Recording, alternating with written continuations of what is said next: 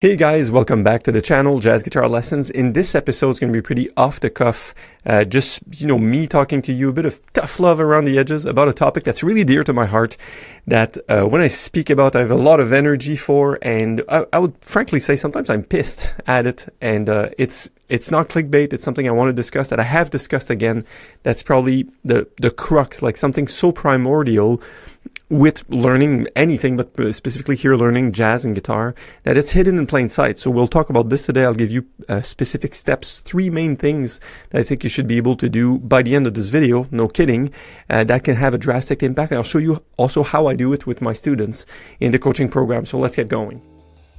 Welcome to Jazz Guitar Lessons, where we help guitarists learn jazz faster, express themselves more fluently, and have fun along the way. My name is Mark, and if you're looking to learn jazz, form better practice habits, and especially if you enjoy a French accent, make sure to subscribe. Alright, the big reveal, the topic of this video, super simple, getting feedback, or at least listening to yourself on a recording. I don't mean like playing and, oh yeah, I'm listening to myself. I mean recording oneself and getting either valuable feedback from experts or peers or mentors and or listening to yourself critically. That's the topic of this episode. Pretty simple, right? Often I will tell you guys, a lot of you will waste your time with one-on-one lessons. Yeah, and I've done it myself, and I see a lot of people saying, here's a master, I'm going to go and take private lessons with this guy, he charges $60 per session, and then I get a session, it's like drinking from the fire hose directly, and then we do 2 sessions, and I have enough stuff to work for 6 months, and I go, why am I going facepalm? Number 1, information does not change behavior. Everyone together, information does not change behavior. I think I'm going to write a symphony. Information does not change behavior. Or else, my body, my Greek god body, all these books I have on my bookshelf I'm looking at about health and nutrition, maybe how about the stock markets and whatever, I would already be rich and super fit, and I'm neither of these things. So that, right? So the amount of information we believe was the missing link, and since we have the internet and all the information at our disposal, we go, oh, that's not the thing that's moving the needle on my goal. If I want to improvise on jazz standards, the next 15 or 20 books I get, or the next 15 or 20 courses I get, or the next 15 or 20 private lessons I get are not going to change that if it's based on just gathering more information. You dig me? Okay, cool. So this is something that you see, I'm a bit frustrated in ways. It's something that's hard to come across. It's something that's hard to sell, because of course I'm a coach and I have guitar lessons and I want to help people make the most progress. And the people that do make the most progress are the ones that are courageous enough to submit their videos to get a critique. So I think I went on a tangent here. So we were talking about this guy taking 2 private lessons with a master, drinking for the fire hose and going, I have enough for 6 months. That's good. Here's the thing. The big facepalm of one-on-one lessons to me is not having the master be able to listen critically, because a lot of private instructors will just play and talk through the entire thing to go, I'm going to give you your money's worth. I'm going to give you what you came here for, right? And I'll tell you, quite frankly, I've been battling this online for the past while. It's quite the opposite. A student really needs to be heard at the level at which he or she is. Like, oh, this is how you're fingering the shapes. This is your sound. This is your technique. So this needs to be addressed. This needs to be assessed. So the most benefit you can get is if an expert is able to hear you. And I'm not just saying that. That's fact. All right. And that's the drawback of having an expert that's going to blabber and not necessarily be aware of the needs that you have, not necessarily be aware of where you are in your journey, that will just throw stuff at you. And then while you have all this stuff to work on, you don't even know if you're doing it correctly. It may be a slight shift in your position. It may be a fingering issue. It may be a timing thing. Maybe that you don't even hear the rhythm. And people say, well, that's the only way to do it. Look at all these orchestra players. They've all done it with one-on-one lessons with masters. But if you guys are scientists a bit like me, it's like there's survivor bias involved here. Like, yes, this happened. It's like if I put all lottery winners and go, look, all these guys, they've all bought lottery tickets. But we just don't include the people that did buy the lottery tickets that never won. So I think there's a lot of wastage. There's a lot of things that It could be made better. Okay, that's my sort of pseudo frustration. Now let me give you the solutions on how to move forward with this. 3 main steps. I'll give them here, and I will go in detail, in depth with each, and with demo, and I've got some stuff around here you'll see. Number 1 is having the feedback, or at least the self-critique. Number 2 is not mixing the self-awareness and the doing it. So don't mix is the advice. The don't mix means you should definitely play, and then there's a time to reflect and to critique it, all right? And number 3 is what's the holy grail you're looking for in terms of playing and getting the feedback. And I have attained that holy grail, and I explain exactly what it is. If you're striving for that, it doesn't mean that you'll be a legendary player, but at least you'll have what it needs to keep making progress for a lifetime. So let's get going with number 1. Hey guys, real quick, if you're enjoying this episode so far and you're interested in taking your jazz guitar playing to the next level, please reach out to us. We've helped thousands of guitarists improvise on standards at a level they didn't even think was possible. So link in description or visit jazzguitarlessons.net to start today. Okay, back to the episode. All right, number 1, demo. I have a suitcase. I haven't found that. It was somewhere in a drawer, right? Look at this. So this was my old... Don't even know. Jam session April 4, 2008. Cool. Awesome. I got this demo. Look, it's written by hand on top, and this is where I would go to coffee shop and go. I played Summertime and Solar. Nardis, I played solo in a guitar festival. Ornithology, Days of Wine and Rose. Look, it's written by hand. I went to a coffee shop here, locally, 2006. And I was like, can we get a gig? Cool. That was recorded at guy, bass player, his name is Jake. Bonne fête. This is happy birthday to my dad. I think he gave it back to me. So it was classical guitar pieces for about 10 years, even though he told me I sounded bad. So that's a story for another time. How about this one? Another Jake recording. That was my demo. There's a picture. Look at that. Us 3 guys. What did we play? That's printed like at home. Right. Saga, the Harrison Crab Feathers. Craziology, Nardis, Simple Matter of Conviction. Stellar. Stellar is our version of Solar and Stella. Yeah. So what else?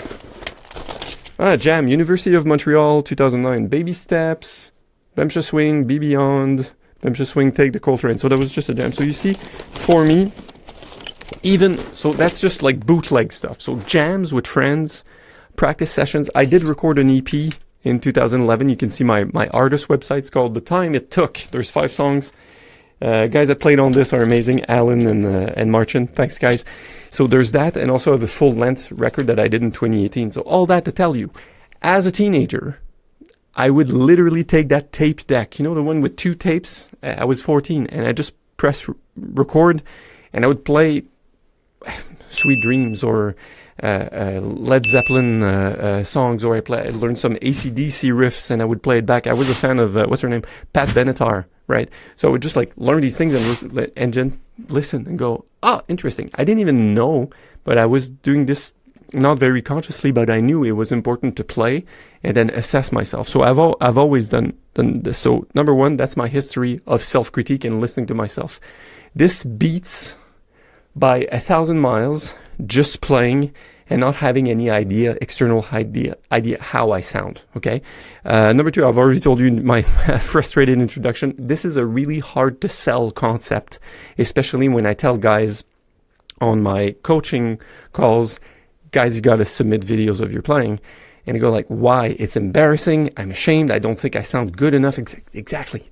That's why you need to send that in, because you'll never be able to make progress if you're not aware of the thing that you need to improve, right? So it's like a soccer game or hockey game or football game. You need the tape. You need to watch the game to see how things worked out. Say it's a football game.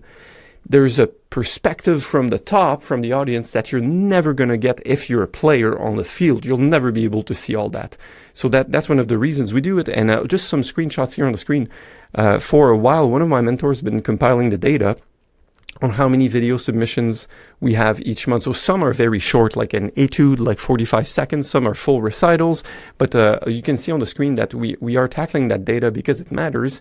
And I haven't completed that yet, because it's not going to be very scientific, but I would bet that there's a really high correlation with the degree of improvement one feels in their ability and the number of videos they submit for feedback, especially if the player, the student, is able to implement the feedback somewhat or go, I see I recorded myself, I sent it to you. There's an expert or experts or mentors or peers that watched it and went like, oh, you need to pay attention to this, and go, oh, I'm the student. I never noticed I was doing that. Let me change it somewhat. So that's intelligence. It's not just information. It's implementing the information for better change. All right. So in a nutshell, that's step number one. Do it. You can use your phone. On iPhone, there's an audio recording app. You put your phone right there. You play for a minute. Just see what are you able to achieve. This thing never lies. You'll play it back and go, oh, I'm not in time. Oh, there's a string ringing out. I never knew my first finger was in the way. Oh, I never noticed my amp was so loud. I never noticed I cut the end of chords short. I don't know. You're going to find out things that are the things you should be working on. Because while, say, I'm busy playing, I'm not necessarily aware because my focus is somewhere else. And I think I would go as far as saying, us humans, we have a feature. It's not a bug. It's a feature. We can only point our attention on one place. Right? So if I tell you, hey, big toe, your left big toe, you're there now? Yeah. But it's really hard to count the changes to giant steps while you're doing that. Like your attention is going to be in one place. So that's why we work on stuff to put them in an automated or semi-automated role so we can execute on it, so we can start to focus on different things. So jazzers do a lot of techniques and chords and harmonies so they can now focus on expressing themselves with ideas that are fun. I think while most of us get stuck in the learning of the vocabulary, we're like, well, I need more syntax to say the stuff I say. While I'm like, no, let's just try to express ourselves and come back to the drawing board if you're missing vocabulary. My 2 cents. So, number one, on my little notes, feedback and self-critique is what you should be doing. Feedback is ideally when someone else listens to your recording and you trust that their advice is going to be good. And the self-critique is just listening intently with a calm mind. If you're doing a jam, whatever, don't listen to it the same day. Wait a few days, listen to it, and then be as distant as if it weren't you that's playing. That's the advice. So number one, feedback and self-critique. Listen to yourself. The more, the better. You're not going to believe the results. All right, number two, as promised, don't mix it up. And here's what I mean by mixing it up.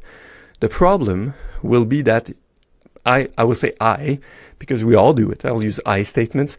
I will play and be very aware that I'm recording myself. If you put on a video on your phone and you try to record, you'll see the camera goes on and suddenly you can't play. Yeah, me too. So while I play, I'm not trying to be the self-critique aware feedback person. I'm just playing. I'm trying to get lost in the moment of doing the thing I'm trying to do, which is playing the tune or the changes or whatever. Okay. And I'm doing that. And I'm giving this as far as advice because the opposite is hell, which means I'm trying to do the thing, but at the same time, that darn voice in my head, I'm going to listen to it. It's like, oh, it's not swinging. You should have done this on the change. Why are you playing so high? No. Why are you playing so low? You shouldn't play that many low notes. Why is that? Didn't you see that the altered scale was better for the flat 9? Why did you like that voice? It's gonna kill you, right? And we all have it. Stephen Pressfield, a great I discovered this author recently. He calls it resistance, and there's also a name for that in the Kabbalistic literature. It's a very spiritual thing. It's like it's the shadow for a certain part of the world. It's the Carl Jung shadow, that concept. That thing is always there. So here's my second advice, is not to mix trying to be self-aware while I do the thing. While I'm playing a football game, I'm the player on the field. I'm focusing on my role of what my purpose is and execute that to the best of my ability. And in football, they say throw a Hail Mary. That's what I'm doing all the time, right? Or I'm expecting of myself to do that. And that's where I'll recommend another video that's about a minute long. It's called Finished, Not Perfect. It's from a cartoonist or someone that does visual arts, right? And it's such a deep, profound lesson. Finish the thing. It's not going to be perfect, but put it down once it's done. So do a take and just make sure that you don't try to be as self-aware. You're not attempting to implement anything. Just let yourself go. Let yourself be carried in the moment. That's the lesson. One thing of note before we go to the third tip, so it's okay to jot down how you felt. Like Wes Montgomery in the studio would say, oh, well, I felt like my solo wasn't as good. Could we do a second take? It's okay to jot that down, but then don't let that be a direct reflection of the self-critique. It should be put on hold. So at least try again to put that voice on hold and just to execute what you're about to execute. Now let's move on to the third tip. So the third tip is what I call the Holy Grail, which is your standard, or what you're striving to do for the perception. And again, just to recap quickly, feedback and self-critique. By the way, we are revamping the way I'm going to do the coaching on the website and blog. See the link in the description below. There's currently a wait list, so that's going to be early September of 2024. jazzguitarlessons.net/waitlist, one word, no hyphen. And that's going to be to uncover new course offers and also ways of having a hybrid feedbacking program along with a very bare-bone, simple, easy, song-centric process, which avoids people doing years and years of scales and arpeggios and theory and not winding up being able to play a tune. Yeah, you know that one too, which is like, hey, play me a song. You've been taking jazz lessons 5 years. Yeah, play me a tune. Can't? Yeah. So my program, my new stuff remedies that, but right now I'm just building a list and I'm building the products so you guys can get a bit of coaching, a bit of my advice or the other peers' advice at the same time as a very focused accountability class. So this is all in the works. Join the waitlist below. Thank you. And so back to the Holy Grail. So here's a standard.